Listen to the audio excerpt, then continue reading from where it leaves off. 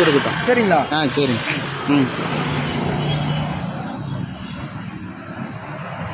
அப்புறம் அடுத்ததுங்க. அடுத்து நீங்க தான் சொல்லணும். என்னை கேட்காம நீங்க வந்து எங்க வீட்டுக்கு வந்துடக்கூடாது. நான் தான் லோன் வாங்கியிருக்கேன். இருக்குங்களா? ஆமா. அப்ப நீங்க பணம் வாங்கிட்டு கட்டாம இருக்கிறீங்க. பணம் வாங்கிட்டு கட்டாம இருக்கிறேன்னு ப்ராப்பரா பேங்க் அப்டேட் பண்ணீங்களா?